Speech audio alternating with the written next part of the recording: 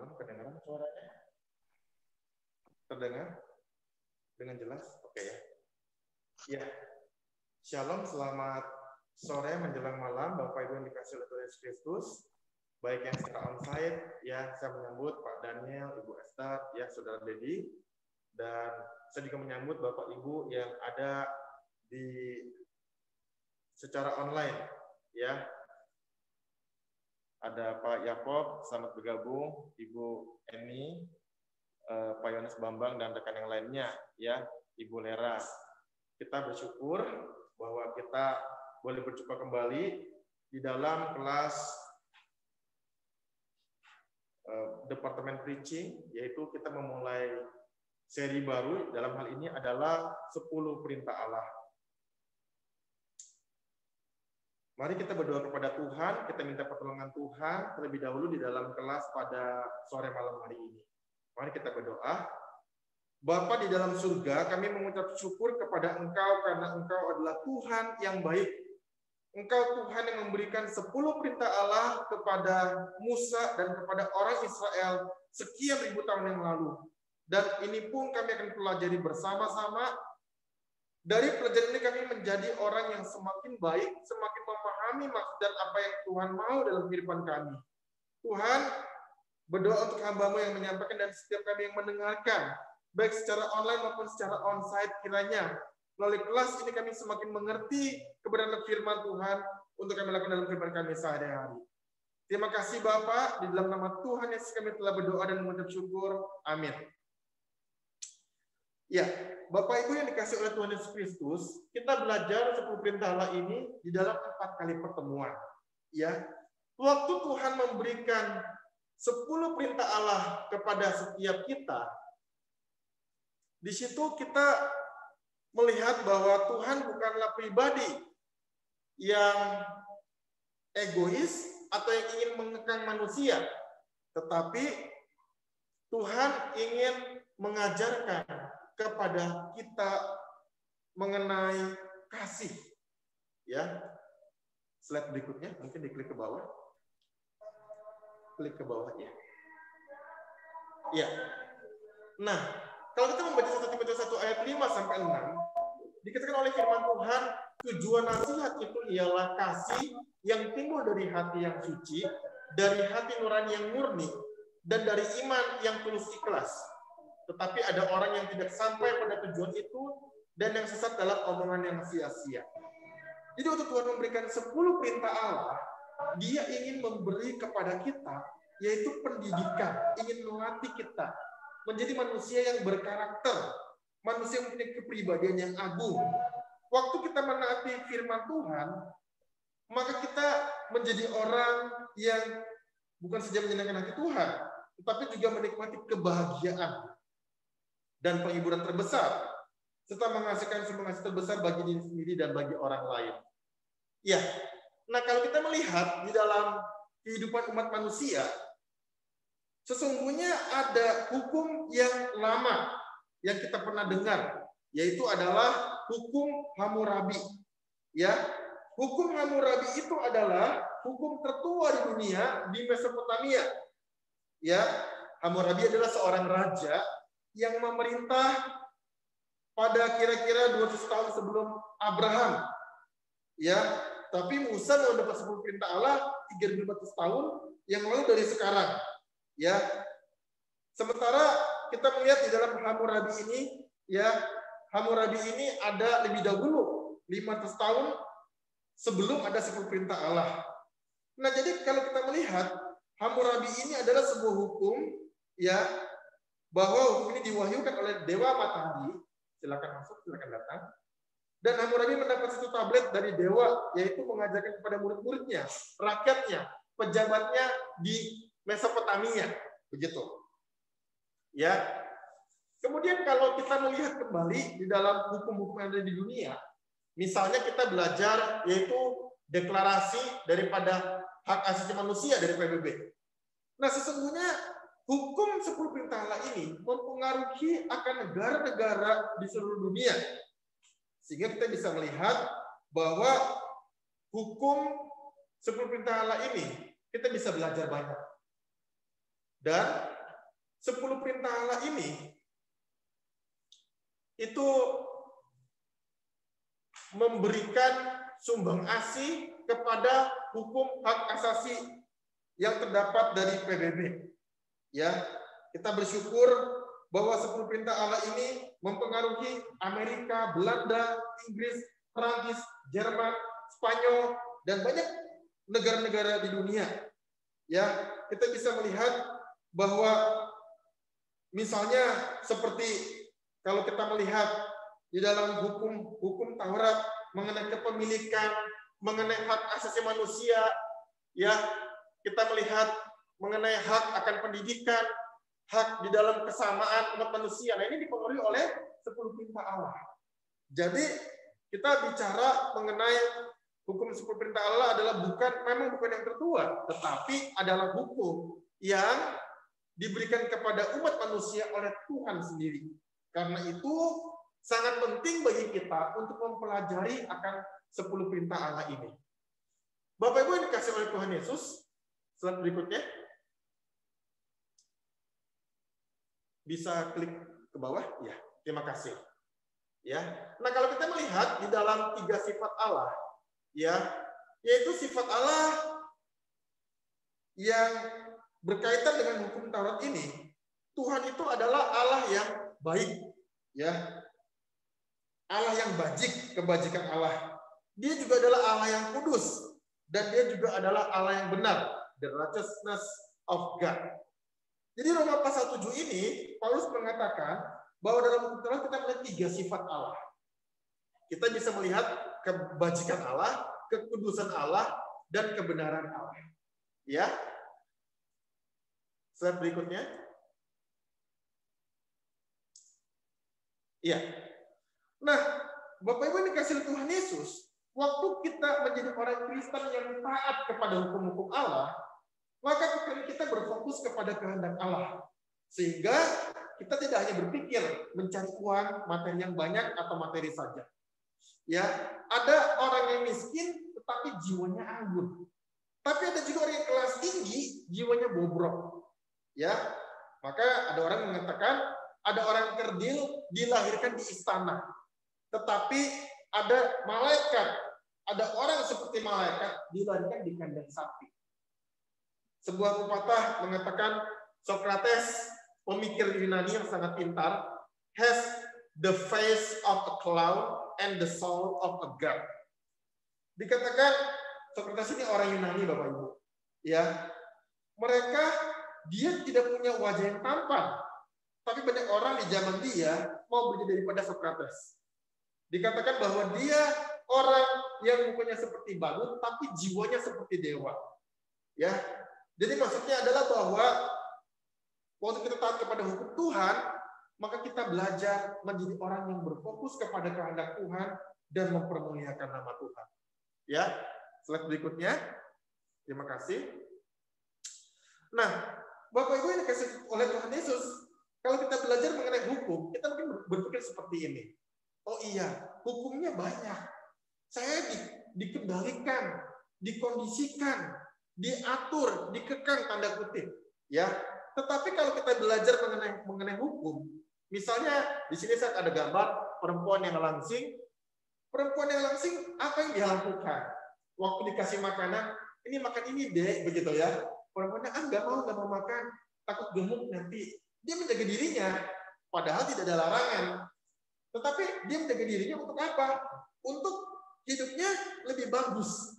Badannya langsing, dia terlihat lebih cantik, begitu, benar nggak? Sama dengan dokter. Kalau ada orang ke dokter, ini ada gambar dokter sebelah kanan, lalu dibilang, Bu dokter, saya gimana? Oh, kamu nggak boleh makan ini ya, yang manis-manis. Kamu kurangin. Kamu diabetesnya sudah mulai tinggi angkanya. Oh gitu ya.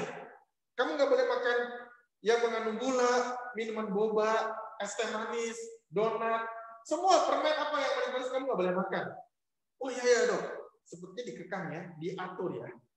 Nah, tapi itu bagus nggak? Bagus. Akhirnya perempuan ini misalnya yang datang ke dokter yang perempuan juga diatur makanannya, tapi untuk kesehatan dia. Tapi kalau misalnya ada seorang pasien Dokter ngomong sama susternya begini, itu ada pasien satu tuh Bapak itu ya. Sekarang kalau pasien ini minta apa saja, kasih aja. Dia mau makan apa, silakan. Nah, ini apa artinya Bapak Ibu? Celaka artinya. Artinya orang ini mungkin tanda kutip sudah nggak bisa ada harapan lagi buat sembuh. Ya udah kasih makan aja apa saja. Nanti dia juga tuh tinggal mungkin umurnya tinggal berapa bulan lagi gitu misalnya. Jadi peraturan yang ada diberikan kepada kita, hukum yang Allah berikan kepada kita adalah karena Allah mengasihi kita. Dia nggak ingin kita menjadi orang yang hidupnya rusak, tidak baik, atau bahkan hidupnya menjadi hancur. Oke, slide berikutnya. Nah, kita kan masih di dalam bab 1, yaitu jangan ada padamu Allah lain di hadapanku. Ya, oke. Nah, kita akan melihat di dalam kepercayaan mengenai Allah.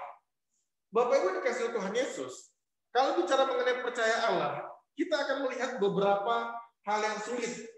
Yang pertama adalah percaya Allah itu ada dan Allah itu hidup. Yang kedua adalah percaya Allah itu esa. Yang ketiga adalah percaya Allah itu mengawasi kita. Yang keempat adalah percaya Allah yang mencipta kita menuntut saya bertanggung jawab kepada Dia.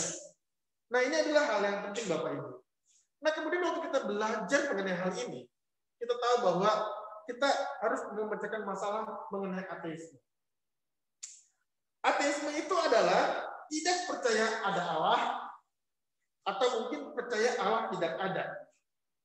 Nah, kalau bicara mengenai ada orang yang percaya tidak ada Allah, kira-kira seperti apa yang ada di dalam pikiran kita, Bapak Ibu? Kita melihat, kok nggak ada ya? Kenapa percaya sesuatu yang tidak ada? Nah, ini contohnya seperti ini. Ya, silakan. Ya. Nah, misalnya begini. Naga adalah hewan mitos. Nah, ini gambar naga, Bapak Ibu ya. Naga. Nah, kalau kita mendengar ada orang berkata seperti ini, aku percaya tidak ada naga. Naga tidak menjadi isu yang buat orang perlu percaya atau tidak percaya. Ini adalah hewan mitos. Tidak pernah ada. Hanya ada di dalam dongeng. Benar ya Bapak Ibu ya? Nah, jadi kalau kita dengan logika yang sama mengenai ateis tadi, aku percaya tidak ada Tuhan. Kalau Tuhan yang nggak ada, kenapa dikatakan? Contoh naga. Kita nggak pernah di kelas, di rumah, di sekolah, di mana-mana ngomong, aku nggak percaya naga. Gitu ya. Nah, jadi sama dengan halnya logika tadi. Kalau Allah nggak ada, kita nggak bicara mengenai Allah. Begitu ya. Contoh, spidol. Saya punya spidol. Kalau orang tidak pernah menciptakan spidol dan tidak ada spidol, nggak mungkin orang bilang nggak ada spidol karena memang nggak ada. Nah, Bapak Ibu mungkin sampai di sini saya rasa menangkap ya. Jadi kalau ada, kita nggak percaya, kita menolak yang ada. Maka kesimpulan kita adalah secara singkat Allah itu ada. Tapi orang ateis menolak percaya Allah itu ada. Nah, ini kesalahan yang dia lakukan, yaitu orang-orang ateis seperti itu. Ya, slide berikutnya. Ya, jadi the true God is a creator, the false God is a creature. Jadi Allah yang benar adalah pencipta, sedangkan Allah atau ilah yang salah itu adalah ciptaan. Jadi kalau Allah itu benar dan Allah itu ada dan memang ada, Allah itu adalah pencipta langit dan bumi. Kita belajar dari Alkitab Kejadian, Allah menciptakan langit dan bumi beserta isinya. Jadi Allah itu adalah pencipta. Dia mempunyai kekuasaan, disebutnya maha kuasa, maha hadir, maha ada, dan seterusnya. Tetapi ilah yang salah itu adalah ciptaan. Maka Bapak Ibu yang dikasih Tuhan Yesus, waktu manusia ingin menyembah Allah, kadang manusia itu dia menciptakan tanda kutip Allah dalam pikiran dia. Diciptakan patung serupa dengan gambar hewan, patung-patung jadikan dewa, patung-patung gambar manusia yang disembah oleh dia. Begitu ya. Nah, jadi waktu kita belajar mengenai Allah sebagai pencipta, maka kita tahu bahwa Allah itu berkuasa. Ya, dari semua jenis ciptaan yang Tuhan ciptakan, tadi yang kita katakan mengenai ilah yang salah itu, manusia, hewan, tumbuhan. Nah, semua itu adalah bukan Allah. Kita nggak bisa menyamakan ciptaan dengan pencipta. Manusia dengan Allah, hewan dengan Tuhan. Langsung masuk nih. Bisa makin Maka kita perlu kembali kepada apa yang tetap ajarkan kepada kita, bahwa dialah adalah Allah. Nah, berikutnya, kalau kita melihat kemudian mengenai kemampuan atau daya cipta,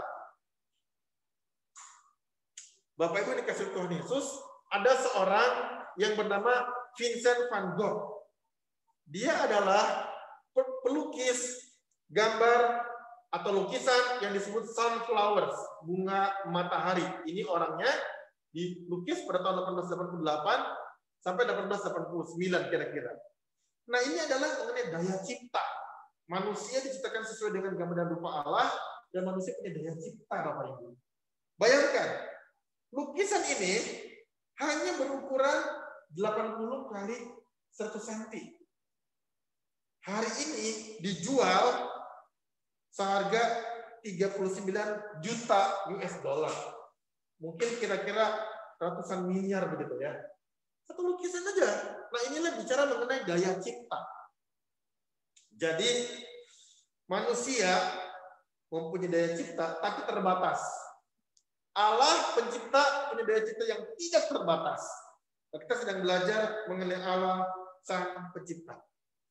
Ya, slide berikutnya. Nah, kalau kita melihat kemudian di dalam kehidupan umat manusia, maka dewa itu dan ilah bukan Allah yang sejati. Jadi, yang namanya Allah palsu adalah Allah yang tanda kutip diciptakan oleh manusia. Banyak orang menciptakan Allah dalam pikiran dia, dalam bayangan dia, dalam gambaran dia. Dia berusaha menciptakan Allah untuk dia sembah. Nah, inilah yang Allah tidak suka. Allah tidak mau diduakan. Allah tidak mau disamakan dengan ilah yang bukan Allah sejati. Manusia dari zaman dahulu sampai sekarang seterusnya membuat dewa-dewa dalam pikiran dia, membuat patung yang mereka bisa sembah dan mereka bisa hormat supaya mereka bisa mendapatkan tanda kutip rasa aman dalam diri dia dengan menciptakan ilah atau Allah yang palsu. Tapi sesungguhnya dalam kebenaran manusia harusnya menyembah Allah yang hidup. Jadi dibatasi oleh bentuk seperti patung, oleh dewa seperti gambar-gambar yang ada. Ini adalah keinginan hati Tuhan dalam kehidupan kita. Maka poin pertama kita belajar bahwa Tuhan mau kita tidak mempunyai Allah atau jangan ada padamu Allah lain di hadapanku. Ya, slide berikutnya. Nah, kemudian kalau kita belajar di dalam Alkitab, Allah yang kita kenal itu adalah dan kita kendiri di dalam wahyu umum dan wahyu khusus. Wahyu umum diberikan kepada semua umat manusia. Semua manusia dapat. Wahyu umum misalnya, kalau kita lihat bahwa oh ada matahari yang besar, ada bulan, ada bintang, itu wahyu umum. Semua orang dapat. Ada hujan, ada panas. Wahyu umum itu diberikan kepada manusia supaya manusia tahu bahwa ada Tuhan. Tapi semua manusia dapat. Nah, wahyu khusus diberikan oleh siapa? Wahyu khusus diberikan kepada manusia melalui Alkitab dan melalui Tuhan Yesus. Maka Yesus berkata, yuk kita baca bersama-sama Bapak Ibu yang di sini 2, 3. Akulah jalan dan kebenaran dan hidup. Tidak ada seorang pun yang datang kepada Bapa kalau tidak melalui aku. Yohanes 14 ayat 6. Inilah wahyu khusus, yaitu firman Tuhan yang diberikan hanya kepada kita orang Kristen. Nah, Bapak Ibu yang dikasihi Tuhan Yesus, tidak ada pemimpin dalam agama di dunia ini seperti Yesus yang berkata, akulah jalan, akulah kebenaran, akulah hidup. Orang kalau datang kepada Allah Bapa melalui aku. Ya, jadi kita bisa belajar bahwa inilah yang Tuhan ajarkan kepada kita. Kembali bicara mengenai Allah, bagaimana manusia mencari Allah. Nah, jadi upaya mencari manusia mencari Allah adalah yang pertama monoteisme. Ada orang yang percaya hanya satu Tuhan. Itu monoteisme. Nah, berikutnya ada orang yang mengatakan politeisme. Ini seperti Hindu, seperti Buddha. Mereka percaya banyak dewa, banyak Tuhan yang mereka sembah. Itu politeisme. Percaya ada banyak Tuhan. Poli banyak. Teisme itu Tuhan.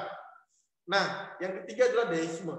Deisme ini adalah orang percaya bahwa Allah menciptakan dunia ini dengan isinya. Setelah Tuhan ciptakan, dia tinggalin. Lalu dunia ini berjalan sendiri. Ada musimnya, ada masanya. Itu deisme. Seperti jam tangan. Kalau kita misalnya beli jam tangan kan diciptakan, sudah ada batu baterai, dia jalan sendiri sampai dia mati. Nah, kalau deisme ini percaya bahwa suatu hari akan ada akhir zaman. Itulah tanda kutip seperti jam tangan. Batu baterainya mati, habis. Bumi pun demikian. Allah ciptakan bumi dan isinya, dia biarkan berjalan. Nanti kalau mati, itulah akhir zaman. Ini penganut deisme. Nah, jadi kita belajar hari ini bahwa Tuhan mau kita jangan punya Allah lain. Ya. Nah, kemudian waktu bicara mengenai jangan ada padamu Allah lain, Allah juga punya 3 pribadi. Dan saya akan menyinggung pribadi kedua Tuhan Yesus. Nah, di sini Tuhan Yesus berkata bahwa Dia pun Tuhan. Nah, kita baca Yohanes 13 ayat 13 ya di sini. 1 2 3. Kamu menyebut aku guru dan Tuhan, dan katamu itu tepat, sebab memang akulah guru dan Tuhan. Nah, Bapak Ibu yang dikasih Tuhan Yesus. Jadi kita menyembah Allah yang hidup di dalam Tritunggal. Allah Bapa, Allah Anak, dan Allah Roh Kudus. Ya, kita masuk ke poin kedua. Jangan menyembah berhala. Nah, Bapak Ibu yang dikasih Tuhan Yesus. Slide berikutnya, bicara mengenai hukum Taurat. Di sini kita melihat bahwa hukum Taurat ini bukanlah ikatan, penyempitan, tekanan ataupun batasan. Karena Taurat itu memberikan kebebasan. Ya, tetapi Tuhan juga mau kita bersungguh-sungguh dalam menyembah Allah. Ya, jadi muncullah hukum kedua. Ya, dikatakan jangan membuat bagimu patung atau apapun juga benda-benda yang akan menjadikan sebagai objek atau benda-benda berhala. Ya, benda-benda berhala. Nah, bicara mengenai benda-benda berhala, Bapak Ibu yang dikasih Tuhan Yesus. Ya, berhala itu apa? Apakah benda-benda ini harus dihancurkan? Atau cukup berhenti, jangan jadikan objek beribadah? Atau gimana? Misalnya ada patung-patung, ini seperti gambar-gambar patung-patung yang ada di layar. Nah, kita apakah harus membakar patung ini? Nah, kemudian, kalau kita melanggar menyembah berhala, kapan kita melanggar? Waktu menyembah, waktu patung ini dibuat, atau patung ini disembah, atau gimana? Ya, nah, kalau misalnya saya mengambil patung, saya pribadi, penginjil Anton, ambil patung seperti ini. Ini patung misalkan ada zaman 1000 tahun yang lalu, 2000 tahun yang lalu patungnya masih ada, masih bagus. Saya simpan di, misalnya di museum saya simpan. Apakah itu menjadi suatu hal yang salah? Ya. Jadi, Bapak Ibu dikasih Tuhan Yesus, benda-benda berhala itu adalah waktu kita menyembah benda-benda itu, patung itu, dan kita menganggap itu sebagai Tuhan kita. Dan kita minta ampun atas patung itu, kita minta berkat, kita minta rezeki, kita minta diselamatkan, kita minta misalnya suami kita lagi sakit, kita minta disembuhkan kepada objek penyembahan tersebut. Itulah yang kita sebut benda-benda berhala. Maka kalau patung seperti ini misalnya saya ambil, saya taruh di museum supaya orang bisa belajar, lihat ini patung pada zaman sekian dibuat di negara ini. Patung ini dulu dari kelompok orang-orang seperti ini. Itu namanya menjadi benda seni, menjadi benda museum yang bisa dipelajari secara sejarah dan bukan untuk disembah. Nah, jadi Bapak Ibu bisa bedakan ya antara penyembahan dengan karya seni. Berikutnya, nah kita melihat kembali mengenai idol ya. Ini gambar Blackpink Bapak Ibu ya. Ini sangat terkenal sekarang di Indonesia dan di berbagai negara. Nah, saya coba memberikan gambaran bahwa ini adalah idol. Kita sering mendengar Indonesia Idol, American Idol, begitu kan? Idol ini adalah merupakan suatu pemikiran orang yang ingin itu merasa suka kepada satu tokoh atau kepada satu benda yang membuat dia ini tergila-gila dan membuat dia ini ingin menjadi serupa dengan orang yang dia idolakan, atau dia ingin menjadikan dirinya itu tanda kutip dia memuja kepada orang-orang tersebut. Inilah idol. Sebenarnya idol ini itu juga adalah disebutkan idola dalam bahasa Indonesia. Ya. Nah, kata berhala pun dalam bahasa Inggris diterjemahkan idol. Sama dengan idola dalam bahasa Indonesia. Nah, jadi idol ini, idola ini bisa terlihat ataupun tidak terlihat, Bapak Ibu. Ini yang kita mau pelajari. Ya, ada orang yang suka sama artis Korea atau drama Korea gitu ya. Ibu-ibu nonton drama Korea. Bapak-bapak misalnya suka main sepak bola. Dia suka banget main sepak bola. Itu bisa jadi idol buat dia. Itu bisa jadi berhala buat dia. Jadi yang tidak terlihat adalah seperti sesembahan manusia kepada dewa-dewa. Itu nggak terlihat idol. Tapi yang terlihat adalah misalnya artis, misalnya hobi kita, misalnya kesukaan kita, apapun juga yang kita menyembah lebih suka dia daripada Tuhan, itu adalah idol. Nah, ini adalah satu hal yang kita pelajari bersama-sama. Bapak Ibu, mari kita melihat di dalam Lukas 14 ayat 26, kita baca sama-sama 2-3.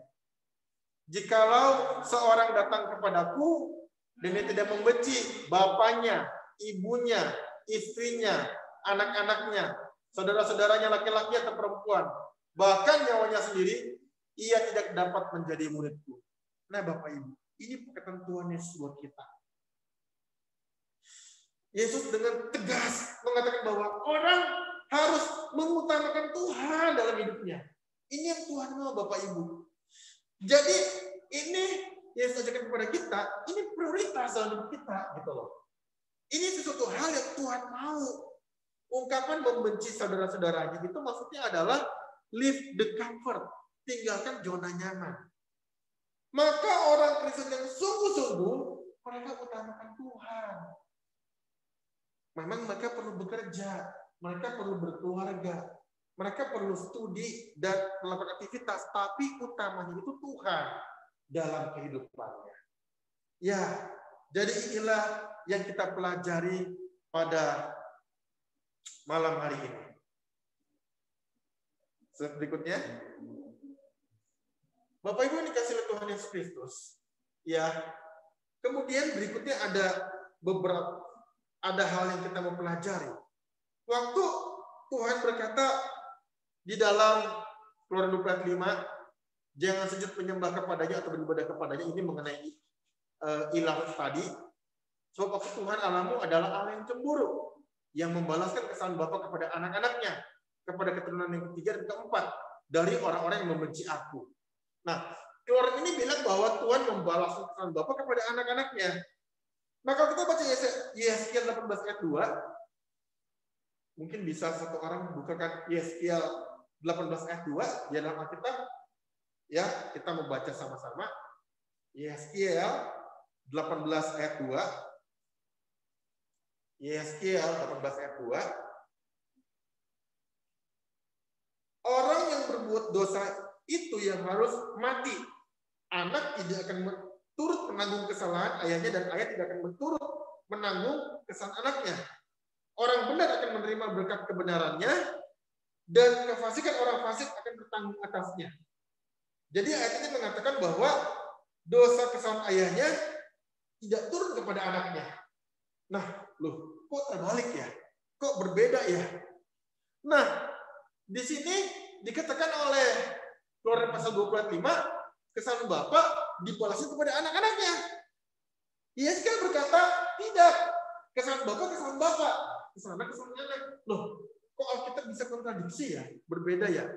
Padahal satu-satu Alkitab loh. Nah, begini Bapak Ibu. Maksudnya adalah, di sini dikatakan bahwa keturunan ketiga, keturunan keempat.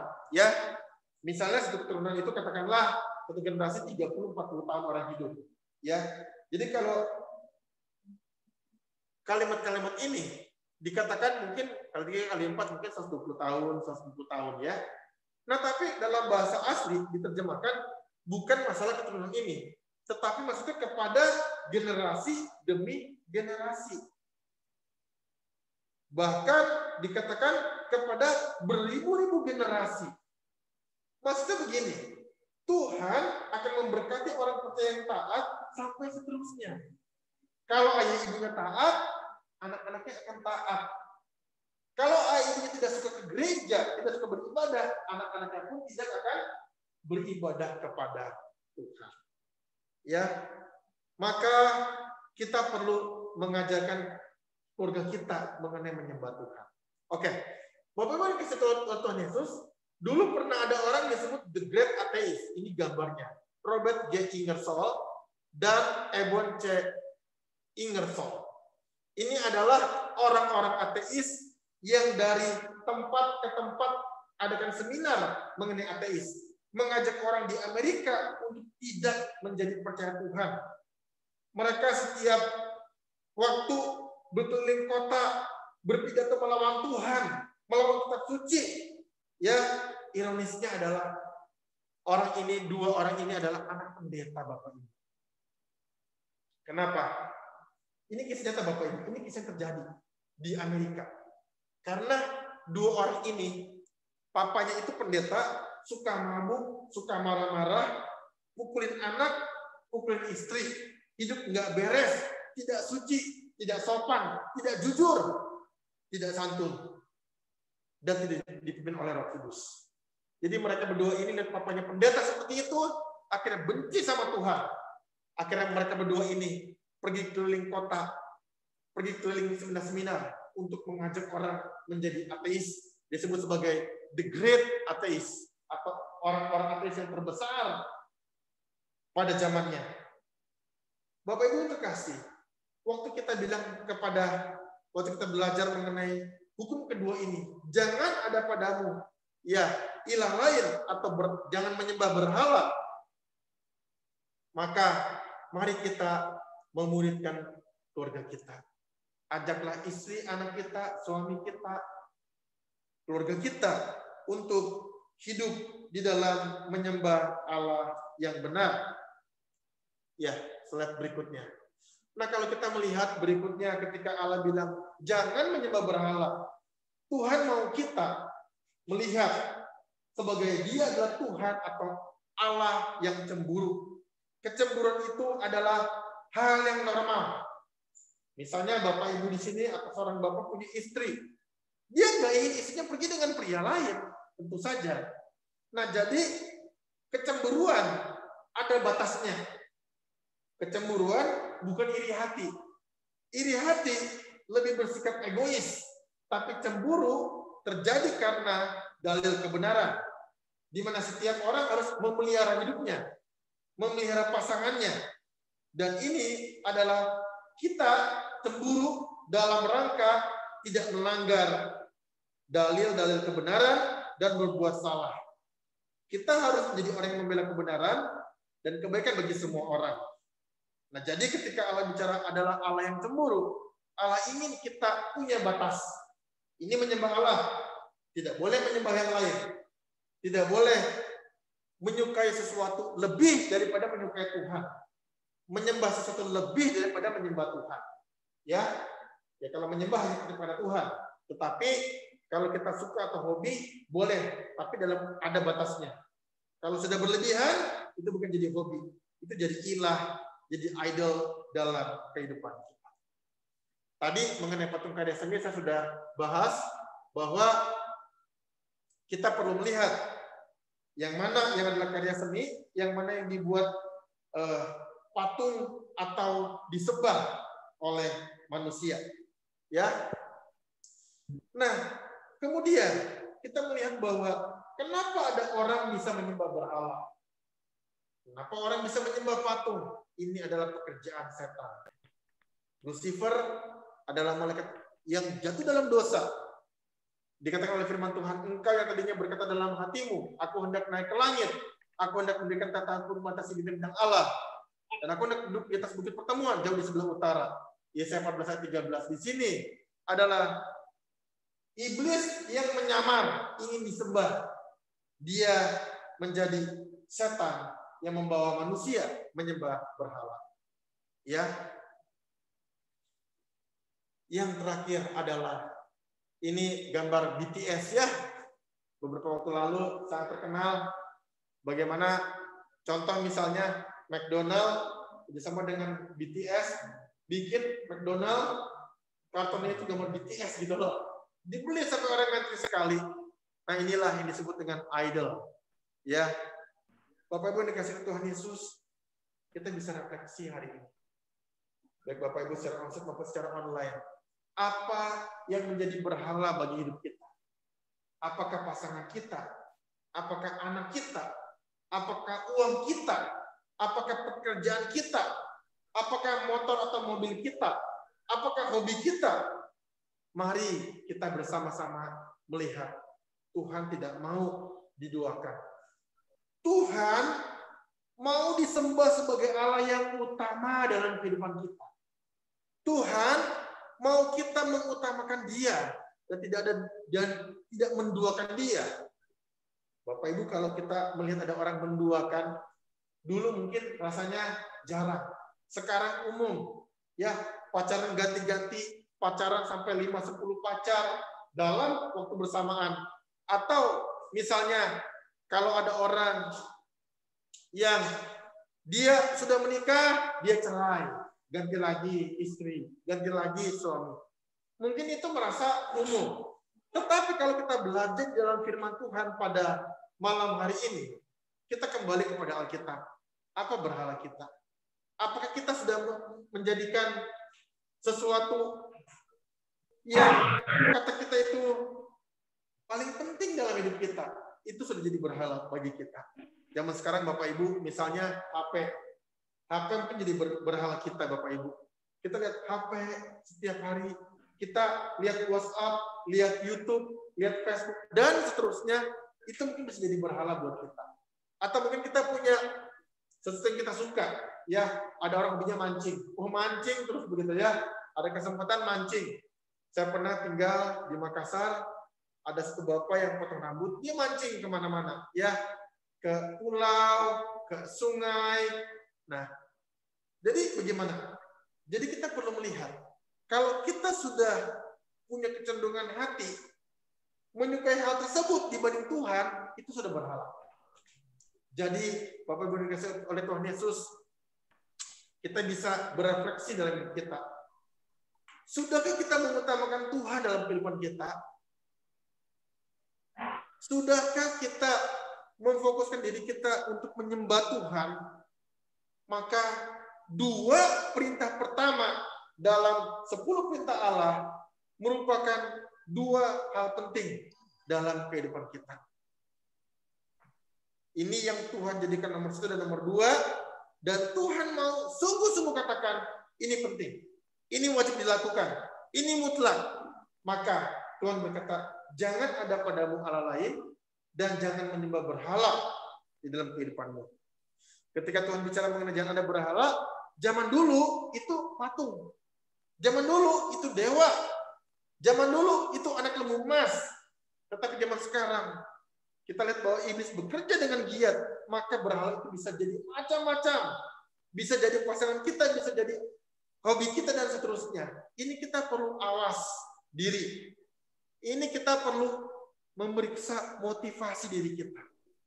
Jadi, dengan menaati 2 perintah yang pertama ini, kita belajar untuk mengutamakan Allah dalam hidup kita, untuk menyembah Allah dalam keluarga kita, untuk meninggikan Dia di atas segala-galanya dalam kehidupan kita. Kiranya pemaparan ini boleh kembali membuat kita sadar. Kalau kita sudah berbelok, kita bisa kembali ke jalan yang benar. Kalau kita sudah melupakan Tuhan, kita boleh bertobat minta ampun sama Tuhan. Tuhan, saya selama ini mengutamakan pekerjaan saya. selama ini saya mengutamakan istri saya, suami saya, anak saya. Saya minta ampun Tuhan. Saya ingin kembali kepada Tuhan. Dan saya hanya ingin menyembah Tuhan dalam kehidupan saya. Dengan demikian, kita boleh menjadi anak-anak Tuhan yang berkenan kepada Tuhan. Menjadi murid Kristus yang setia kepada Tuhan. Menjadi orang-orang percaya yang menyenangkan hati Tuhan. Itu adalah kehidupan kita. Yang tidak kita bisa ganti dengan hal apapun dalam dunia ini. Dengan menyembah Allah yang menjadi utama dalam kehidupan kita, kita menjadi orang-orang yang bertanggung jawab, yang setia kepada firman Tuhan. Dan lihatlah, hidup kita akan dipelihara dan diberikan anugerah yang besar dalam kehidupan kita. Amin. Dua topik ini kita sudah belajar, Bapak Ibu yang dikasihi oleh Tuhan Yesus. Ya, sekarang saya membuka ruang bagi kita, baik secara online maupun onsite. Apakah ada pertanyaan? 1-2 pertanyaan. Nanti kalau yang untuk online, Saudara Dedi sebagai operator boleh melihat di kolom. Kita boleh memberikan pertanyaan melalui kolom chat ya dari Zoom, atau kemudian present bertanya langsung juga. Nanti Saudara Dedi akan membacakan pertanyaannya dan kita akan sharing di dalam hal-hal ini. Ya. Apakah ada 1-2 respon? Bisa juga atau bagaimana? Silakan. Pak, mau tanya. Pak Anton. Oh, ada juga Pak Charles. Ya, silakan. Pak Anton. Oke. Iya. Oh, iya, oke. Pak Anton. Cancel aja boleh atau back aja coba X, X. Ada suaranya nggak? Iya, oke. Ada pertanyaannya silakan, nanti bisa. Ya, oke, silakan. Ya. Malam Pak Anton. Ya. Oke. Malam Pak Anton. Kamu dengar aja nggak? Malam Pak Anton. Kamu dengar aja, nanti kamu bisa ngomong. Ya, silakan. Ya, oke, silakan Ibu. Ya. Pak, tadi kan di yang pertama bahwa Allah itu pencipta. Sekarang pertanyaan saya, apakah Allahnya kita dengan Allahnya orang lain yang juga menganggap bahwa Allah itu pencipta langit dan bumi dan tidak ada patung di agama tersebut, itu sama dengan Allah kita, Pak?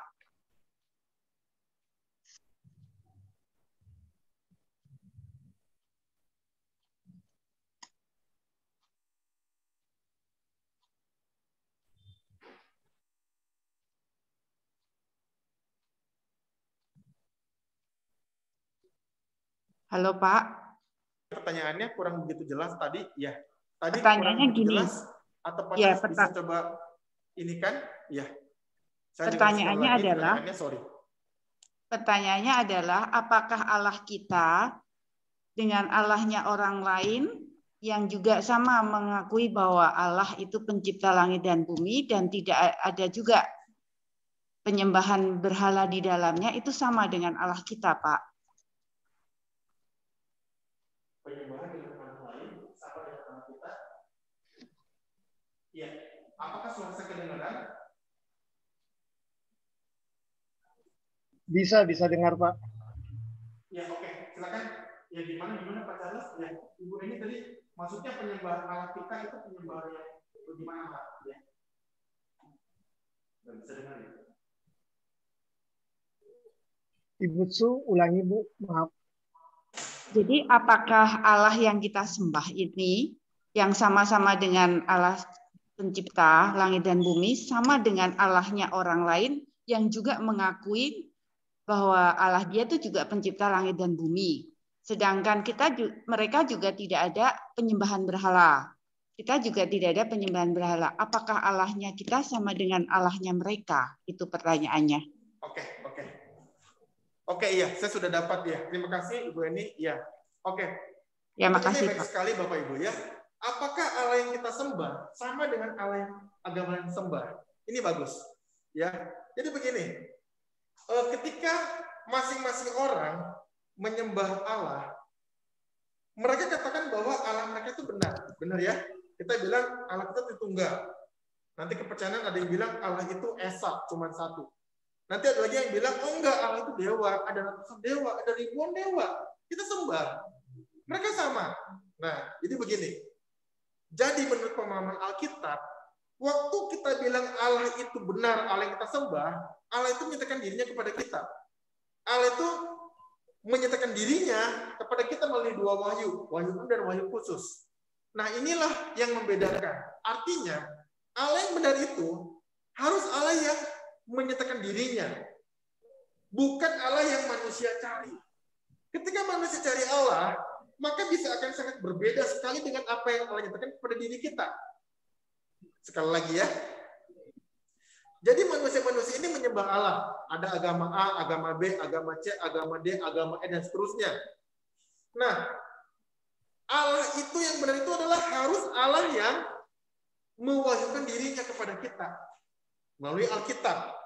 Maka nanti akan ada ujian-ujian seperti nubuatan itu dinyatakan dan terjadi, misalnya begitu. Itu wahyu itu akan dilihat. Nah, sedangkan manusia yang mencari Allah tadi, yang agama-agama yang kita katakan bukan dari Allah, mereka bisa menemukan dengan cara mereka. Tetapi manusia-manusia ini karena telah berdosa, dia itu mencarinya sangat terbatas. Maka muncullah agama-agama. Nah, jadi kita nggak bisa bilang bahwa Allah ini beda-beda semua, Allah sama. Nggak bisa. Allah hanya satu yang benar. Jadi ketika kita bicara mengenai agama lain, berarti mereka adalah upaya mencari Allah. Bukan Allah yang menyatakan dirinya. Nah, nanti Bu, ini akan bicara di dalam ranah apologetika, gitu ya. Pembelaan iman Kristen. Pembahasan akan sangat panjang dan lebar. Tetapi hematnya kita mau katakan bahwa Allah itu yang benar itu dia yang mewahyukan dirinya. Dari mana kita tahu? Dari Alkitab. Nanti ada ujian kan? Alkitab itu ada ineransi. Kita bisa belajar dari Alkitab. Bahwa ini benar. Nanti ada bicara mengenai Allah, Allah Tritunggal. Ini Allah yang benar. Nah, jadi Allah yang dipercaya oleh agama-agama lain selain dari yang Alkitab ajarkan, kita sebagai orang percaya mengatakan bahwa itu bukan dari Allah. Itu upaya mereka mencari Allah. Kenapa manusia banyak muncul-muncul agama? Kalau kita belajar, agama itu adalah agama. Tidak ada pertengkaran. Dulu manusia itu bertengkar satu sama lain. Ketika muncul agama-agama, mereka jadi rukun. Itu sejarah mengenai agama secara singkat. Jadi, bicara mengenai Allah, maka Allah hanya satu yang benar. Allah Tritunggal. Yang menyatakan kepada diri kita melalui Alkitab yang kita pelajari. Nah, kira-kira simpelnya begitu, Bu. Jadi memang ini nanti akan masuk ke dalam ranah apologetika. Jadi kalau orang tanya, kenapa kamu bilang Allah kamu benar? Karena Allah kami mewahyukan dirinya. Wahyu umum, semua terima. Wahyu khusus, hanya Alkitab dan Tuhan Yesus yang menyatakan kepada kita.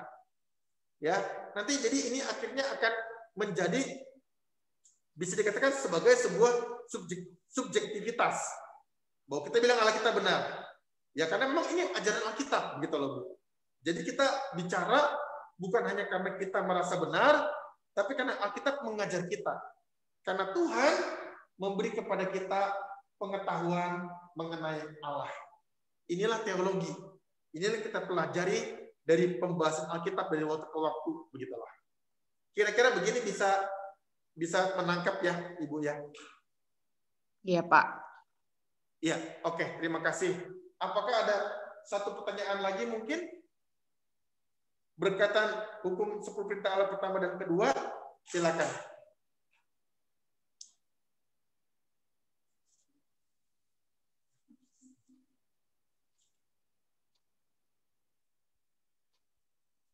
Iya. Tidak ada? Iya, terima kasih. Kita bersyukur kepada Tuhan. Kita hari ini hari Rabu karena kemarin ada beberapa orang berhalangan, tapi minggu depan kita hari Seninnya Bapak Ibu ya. Kembali ke Senin kita akan membahas lagi perintah-perintah Allah yang berikutnya. Semoga melalui pembelajaran ini Bapak Ibu yang onsite maupun online kita semakin memahami firman Tuhan, semakin mendalam dalam kehidupan kita, dan semakin kuat kita di dalam kepercayaan kepada Allah Tritunggal. Amin. Mari kita berdoa bersama-sama. Bapa di dalam surga, kami mengucap syukur kepada Engkau Tuhan bahwa Engkau adalah Allah yang baik, Engkau adalah Tuhan yang memberi kepada kami kekuatan, penyertaan dalam kehidupan kami. Tuhan, tolonglah kami untuk kami boleh semakin mengasihi Engkau dan semakin mempermuliakan nama-Mu. Kami telah belajar mengenai Allah, Engkau adalah Tuhan yang tidak mau diduakan. Kami ingin menghargai Engkau. Kami ingin menghormati Engkau dalam kehidupan kami. Tolonglah kami, Tuhan. Firman-Mu disampaikan dalam firman-Mu menjadi rema dalam kehidupan kami. Terima kasih, Bapak. Kami akhiri kelas ini. Kami berjumpa kembali hari Senin. Tuhan tolong kami. Terima kasih, Bapak. Di dalam nama Tuhan Yesus kami telah berdoa dan mengucap syukur. Amin. Amin. Haleluya. Tuhan memberkati kita sekalian. God bless you. Terima kasih, Pak. Pak Anton. Selamat malam Terima semua. kasih Pak Anton. Tuhan Yesus memberkati. Masih Ton. Masih Pak Anton. Terima kasih, Pak Anton.